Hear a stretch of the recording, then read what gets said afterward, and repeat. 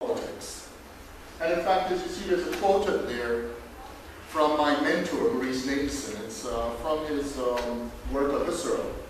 And he says, although it has always been known that philosophy bakes no bread, it was assumed that it could occasionally supply a little yeast. And I think he brought something really insightful there. If you go on YouTube and you look at Monty Python, they have this routine of German idealism versus the ancient Greeks. And it's hilarious. You know, they're playing football. Said it right. You know, it's difficult when you live in the United States. From Jamaica, you say football. Every day they say soccer. But anyway, you know, the Greeks go on the field to play football. The German idealists go on the field to play football, and they all run out and they think.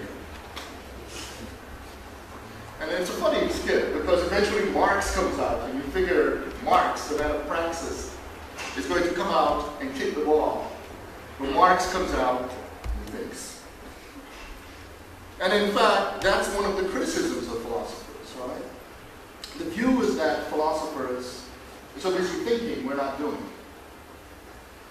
Now, I'll first say I'm not a philosophical nationalist. All right? I don't take the position that philosophy is the end-all be-all. I see it as part of a larger question about how we deal with the world and ideas. But there are things that have happened around philosophy today that makes the question of philosophy and its relation to politics particularly acute and symbiotic. Okay? And part of that is what has happened in terms of ideas in the academy. You know, in the past, intellectuals were legitimate as intellectuals without having to be with a university. But we live in a time right now where everybody needs university credentialing. And so what happens is philosophy finds itself in a strange conflict with universities. And I bring this up because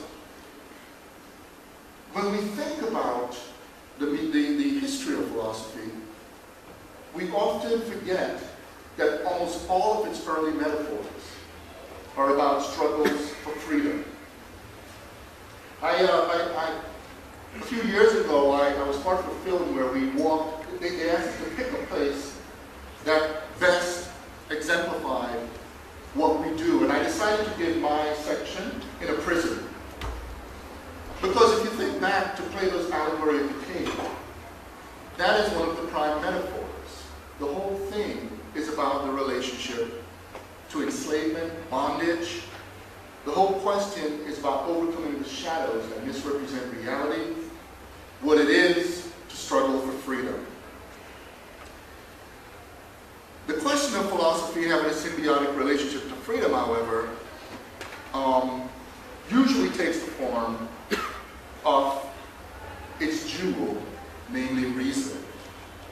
But the problem is, a whole lot of philosophy, in terms of written philosophy, a lot of the canonical texts have also been very anti-freedom. And this is connected to a big problem. And the big problem is that a lot of philosophy tends to take place at centers. You know? It's funny, I teach a course, it's not, I'm trying to follow it a little, but I'll go back and forth. I'll read some and say some. I teach a course, for instance, for contemporary African philosophy. And it's funny, whenever you teach African philosophy, many students come because they want to hear philosophy from the bush. You know? So they're shocked when they come and they're reading all of these works. Because Africa has cities. So they're reading from Accra, from Nairobi, from Johannesburg, Cape Town. You know what I mean? And they're shocked. But this is the whole point. The whole thing is that cities tend to be centers. And a lot of the history our philosophy has had people in the center of empire who are talking about freedom. So you have this contradiction, empire and the discourse of freedom. And this, of course, once you have that mixture together, the philosopher gets radical enough, you get martyrdom. And if you think about it, one of the big mythic tropes, it's a true story, but we don't know the full story, is the story of Socrates being condemned to death. Now, the events around where Socrates faced the community and struggled for freedom and was condemned to death was the place of the polis. And so if you're going to talk about philosophy and politics together, you need to talk about the etymology, the roots of politics in the polis. Now it's funny, today we say polis, but if you look at it in the ancient Greek, it is an accent on the I. So it was actually pronounced police. But I'm a black guy, so I'll refrain from saying the police.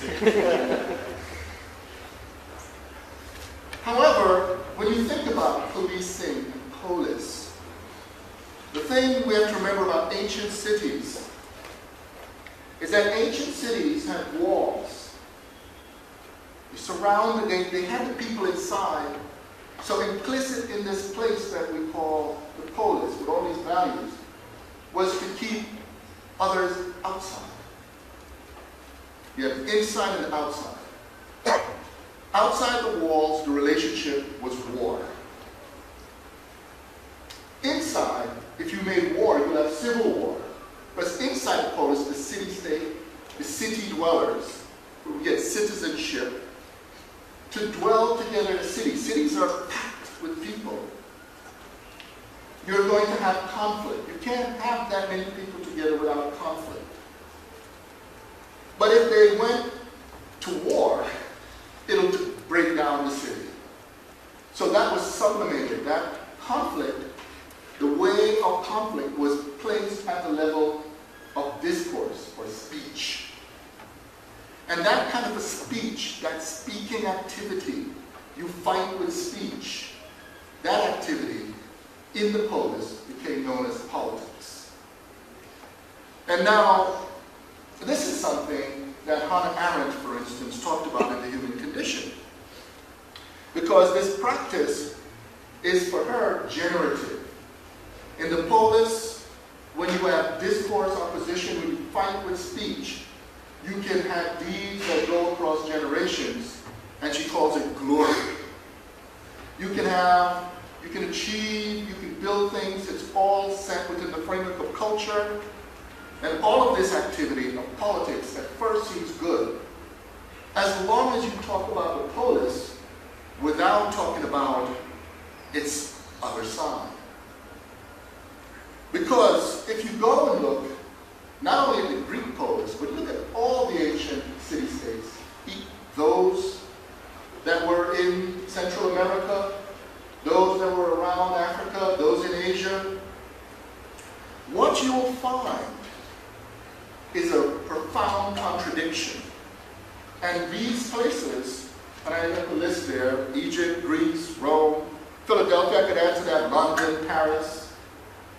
The contradiction is that what enabled the citizens in the polis to speak with each other and to imagine themselves in some higher order of being was slavery. If you look at Cedric Robinson's An Anthropology of Marxism, he brings this up, that the ancient polis that we romanticize was heavily filled with slave labor. And not only enslaved people who were brought in, I prefer to say enslaved and slave, because no one's really born a slave. You know? What happens is people try to make you into a slave. So you're enslaved. But among the enslaved in ancient Greece was another category called women. And in order for the way philosophy in that context present itself as being dedicated exclusively to freedom and those issues was by making women and large populations of enslaved people invisible. Okay? And this invisibility becomes one of the contradictions that will happen if we take seriously what it is to think about the political and the philosophical together. Okay? Because it means thinking about these issues in a way that brings philosophy under critique. It finds itself then facing the problem of how does it justify itself given that challenge. And you know, by the way, if you go and look, for instance, at Aristotle's De Anima, you'll see what I mean. Because in that context, it attempts to justify itself by making women not what we understand women as today. In Aristotle's De Anima, women are undeveloped men. You see? And you see what would follow if you're an undeveloped man. And by the way, he was very elaborate. He had a whole theory about the body temperature, what would make you undeveloped. He saw men as being fully developed, which means that they had the right temperature. He had a crazy theory about spermatozoa. He believed there was like little people that were the testicles that would come out and go into the undeveloped man's womb. And if that womb was the right temperature, then it can grow to be a developed man. If it was the wrong temperature, it would be a woman. But anyway, what we have now is a challenge made by what you will find in the work of Enrique Dussel. Enrique Dussel wrote a book called The Underside of Modernity. And we could call this question the underside of philosophy. Right? What does it mean to look at these issues from its underside? And the problem we have from the underside is a very strange, ironic contradiction. The underside I describe as having a melancholic relation to reason in the history of philosophy. Because you see, philosophical work is about reason. But the problem with that reason is something observed by Frantz Fanon. He put it this way. He said when he walked in the room, a black embodied philosophy, reason walked out the room. And what he meant by that was that reason was being used for the interest of unreason. A lot of science and ideas were being used for the construction of a false reality. So how do you fight that? The problem is if you decide not to use reason at all, if you decide to valorize irrationality and unreason, the problem is that you would be unreasonable. So you have the ironic situation of fighting reason reasonably. It's a weird situation to be in. The situation becomes even more complicated because if that reason was a colonizing reason, it might be the case that the colonization happens even at the methods one uses. And so that means if you are going to be critical of a colonizing methodology, you cannot begin with a methodology. So you have a method of no method. This kind of weird, ironic situation then leads to developing a critical, radical position, which I characterize here as an unreasonable reason must be transcended reasonably. Now, there's another piece of melancholia here. The other piece of melancholia is that colonized people people who are structured as racially inferior, had none of those, did not even exist as categories before the practices that produced them as such. Prior to the emergence of the Atlantic slave trade, prior to the reconquest in Iberia, there was no reason for any group of people who are black, were African, to call themselves black. No reason for the indigenous people here to call themselves Indian. No reason even for the people in the continent of Africa to call themselves African. But the problem is, once this situation has been effective, they now face the problem of who they are in a world that produced them that is also hostile to them. Put differently, it is like being homeless in your home. It's a contradiction. That very world that alienates you, that say you don't belong, is the only world in which you actually belong. If you're going to fight for a struggle as black or anti-colonial, if you're going to fight for a struggle as in gender, any of those, they're linked to the very world that produced that alienation. This then leads to the question of how one takes on that struggle in relation to the question of politics. Now, one of the ways in which this happens is that we have a language we use as the right and the left. And I was going to see how this works out. Since you're all sitting there, I guess I'm appropriately to the left. Right? But when we talk about the metaphors of right and left, what we don't take seriously is that although the right and the left were arbitrary, it was created out of the French parliament system, there was a mythic on the ground to the right and left. Because if you look at it, even in antiquity, things that were to the left were treated, even the word sinister means left, synonym, left. And a lot of glorification of things to the right in the past. You can have the right position, rectitude, all kinds of things like that. But when you think about them in actual practice, what do you have? Well, if you think more in terms of the right tends to be concerned with rules, order, governing, making sure everything is in place. When you think about the left is interested in critique, change, and the left tends to think about the future. But the tension comes in when we think of them in their extremes.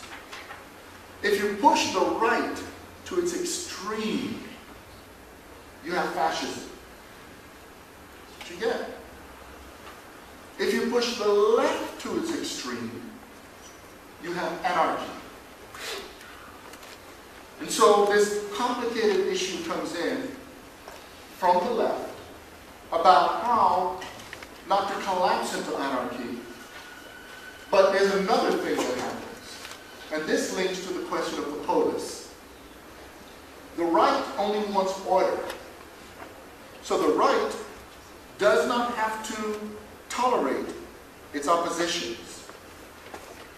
So the right likes Hobbes's Leviathan, because in there, anything that would threaten order could be eliminated.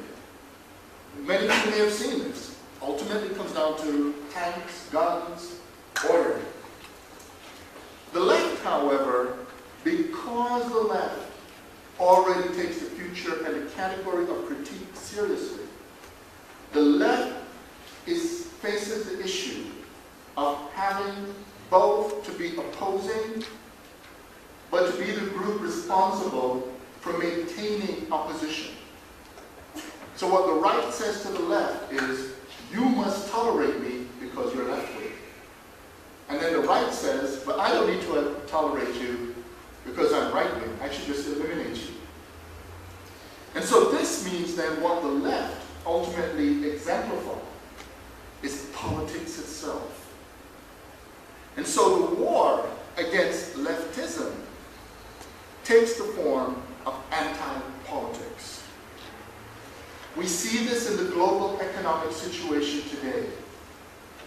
The global economic situation as a triumphant, fundamentalistic capitalism, and in that, it sees itself, it finds itself facing now these contradictions. Because if philosophy depends upon critique, then philosophy, if it wants to maintain a commitment to freedom, is going to find itself in conflict with those forces. It means then that it now, in trying to face its historical mission, finds itself right in the middle of politics. So what we have then is a situation of, from the right, how to eliminate philosophy. Now, how do we do this? Well, there are several ways the right will do this. In the United States, part of it is to attack thinking. It's happening globally.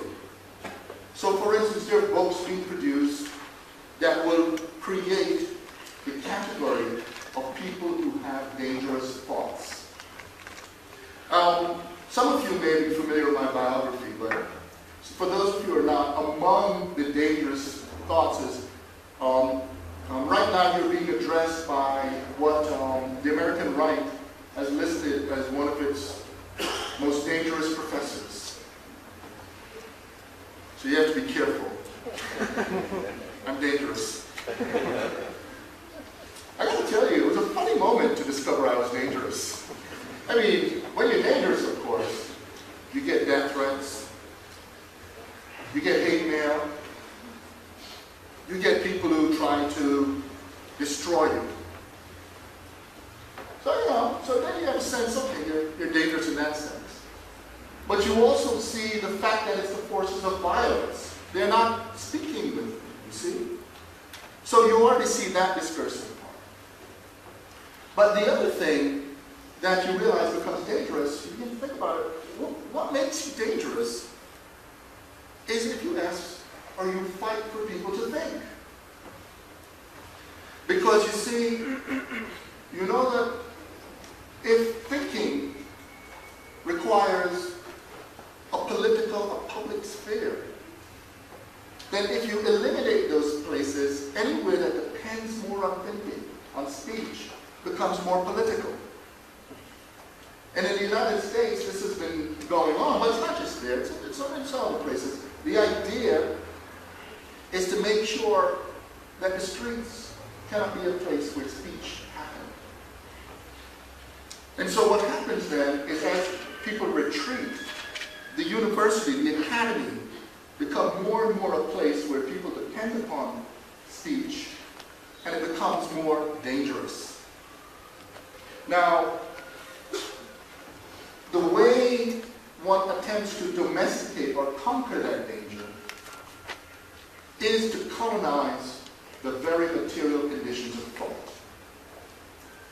And one of the ways that has been happening has been in the form of what I call market colonization of the academy.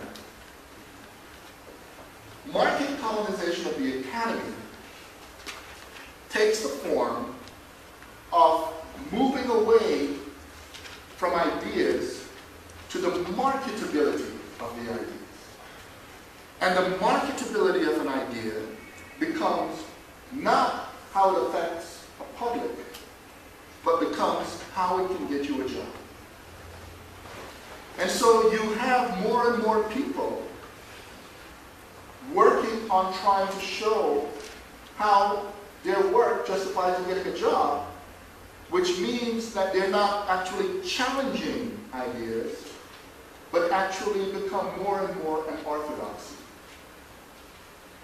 This means means, and you may see this, I heard about this in an interesting context. I gave a talk in England recently where there was an editor from the journal City. And what the editor said he noticed was that in England, most of the time, when he would go to a meeting, it would be a radical theme, you know, something really that's supposed to be world-changing.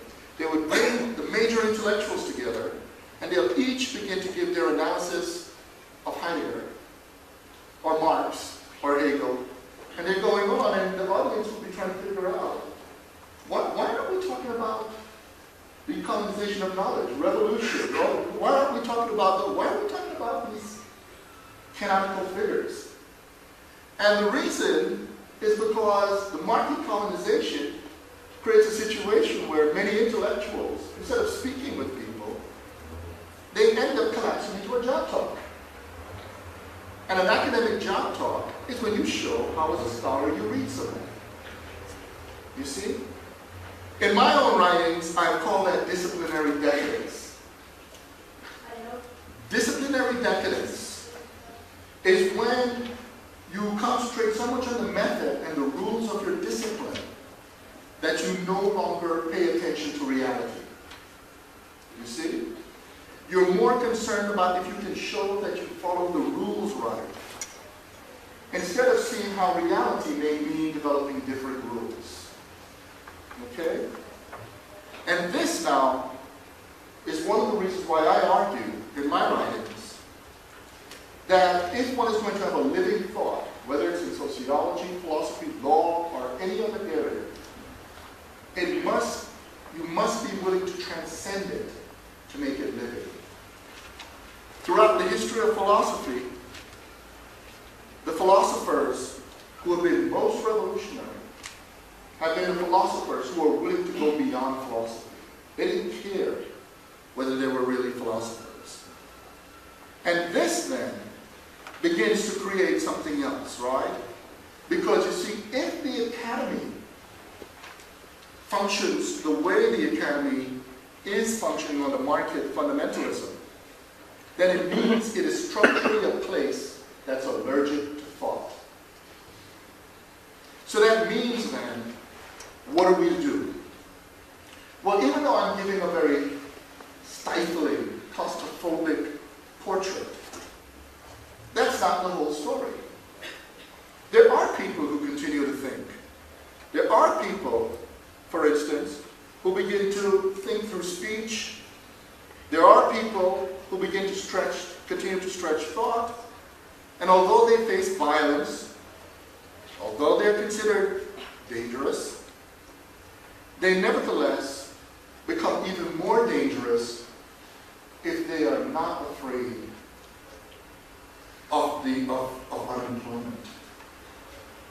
In other words, the most dangerous thinker is a thinker who say, so what if I lose my job? So, we come now to the question of the reassertion of freedom. It's pretty clear that if ideas themselves face colonization, and we can see their connection to the material conditions around them, then that means part of the struggle is the struggle for the liberation of those ideas as well. Now, some people may say, what do you mean by that?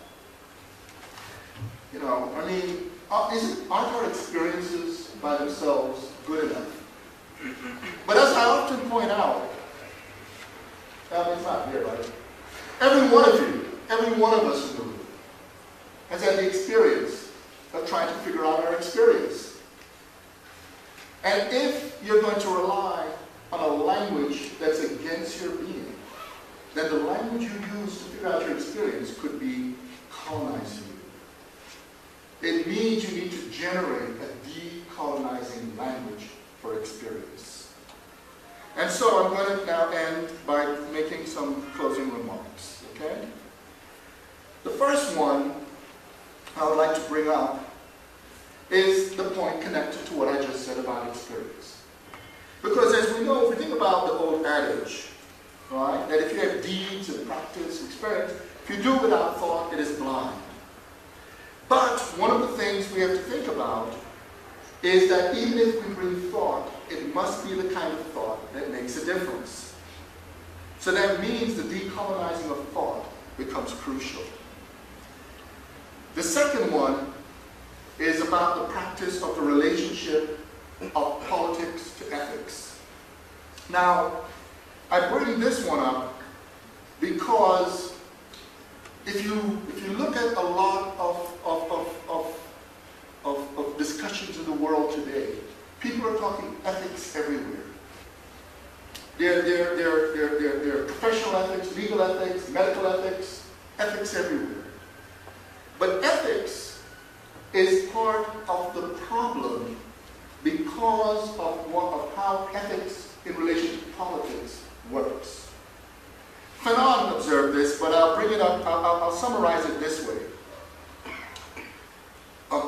If you look at anti-colonial struggles, those who are in the dominating position structure themselves as having the right to be there. Those who are in the dominated or the colonized position are pointing out that they need to turn over an unjust situation. At that moment, those in the dominating position announce ethics.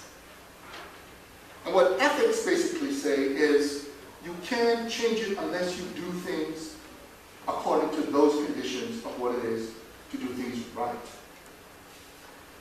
The problem is, for that group, since they have the right for where they're located, then anything that changes that relationship is, by definition, wrong.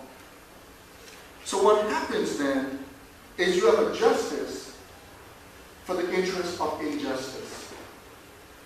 It means that if you're going to fight to transform that, that fight must be political, not in advance ethical.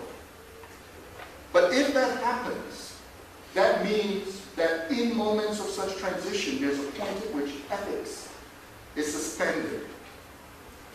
And when ethics is suspended, you're in a dangerous situation. It becomes a globalized situation of those who are under the heels of a colonial structure. This kind of argument, then, means that one has to deal with the very question of how political solutions really work. And it's not there on the board, but I'm going to give you an example of a new problem that comes up. Jane Gordon and I recently wrote a book called Divine Warning, Reading Disaster in the Modern Age. And one of the things we noticed in our book is that if you look at the word monster, it's from the Latin word manera, from which you get demonstrate, right? And manera means to warn. In the ancient world, to warn was an important group of vocation of a monster. If a monster shows up, it means the society is doing something wrong. So it meant more than anybody else, you should listen to monsters. And in fact, if you look at ancient texts all the way through into medieval texts, monsters would talk a lot. Look at all ancient monsters. They talk a lot. They'll tell you what's going on, you know? When colonialism came about, it all changed. If you look at colonial literature, monsters can't really speak.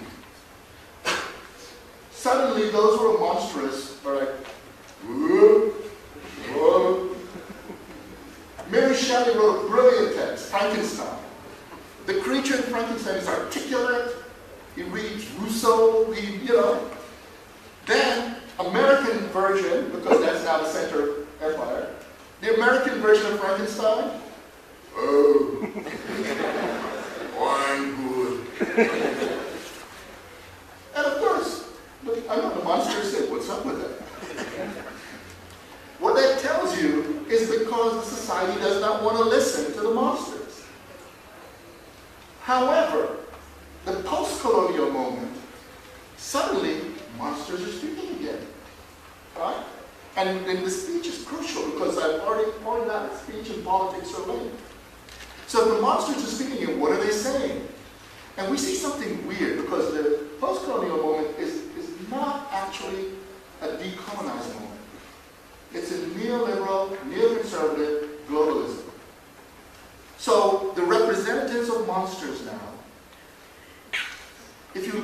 carefully, if you look at films, you look at popular culture around, they're speaking like crazy, but if you look carefully, they're not speaking as a critic of the society. They're speaking against other monsters. You suddenly have the hybrid monster who tells you that the oppressed, the downtrodden, all of these other people on there, that they are the problem. If you look at most of the discussions of racism in America, you know what the biggest problem of racism is in America? Black men. Yeah, if you look at all of you, everywhere you go, the biggest problem are actually the people who are screwed over by the system suddenly. And so, and then there's another kind that's even more complicated. Torture, the way it functions in the world today, again, is not torture to get the truth. It's torture to get words that bring out other monsters.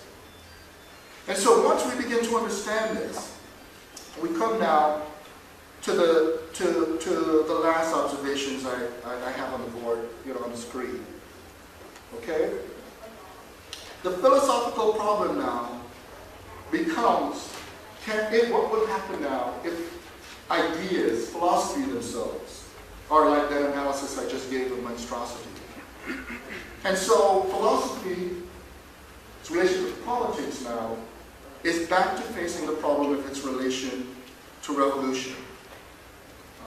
As I worded it there, could revolutions in knowledge, where initially thought without links to revolutions in the organization of social life, manifest themselves without affecting social change? Now, the new concepts, proverbially stated by Frantz Fanon at the end of La Dame de la Terre, is about the question of the expanded reach of humankind. But that expanded reach connects back to that alienation, homelessness of which I spoke before. Because one of the difficulties with talking about freedom is as follows. If you look at many discussions of freedom, most people will think about the absence of a controlling force. So if you think of the prisoner, most people think about what happens when you open the gate and the prisoner walks out, right? But that's only part of the story of freedom. Right? If you look at almost every discussion around freedom, there's an initial moment where people celebrate outside. In fact, in the movies, they love that. Whenever Robin Hood gets rid of the sheriff, there's a party outside. When Luke Skywalker and them destroy the Emperor and the dark side of the Force, they party outside. And almost everything. Everything when you fight against domination, there's a big party outside. Right? Then the camera goes away. But what the camera doesn't show you, people are partying outside, they're partying, but eventually what happens? So what do we do now? I guess we go home. That is the crucial question. When prisoners come out of prison, when people come out of bondage, they want to go home. Why? Well, what is home? If you think of the exile, all right, Foucault has written on this. It's all the way through philosophical literature. When you're in exile, although you don't have the torture, the chains, you're not free. Because when you're in exile, you're a guest in someone else's home. And as a proper guest, there's an etiquette, a limit to your speech. When you're in your home, well, now we're talking, you can dance around naked, you can do what you want, and you can speak your mind. You can be who you are. That question of home can also be metaphorical. Those of you here are studying law. Some may be saying, I hate studying law. Well, it's not your home. But for those of you where you found what you're to be doing, you are finding your intellectual home. For those of you where you find your political praxis, you're finding your political home. The discourse of home and freedom is about what it is, not simply to struggle to change the world, but but to construct a world in which people can actually live. And I stop there. Thank you.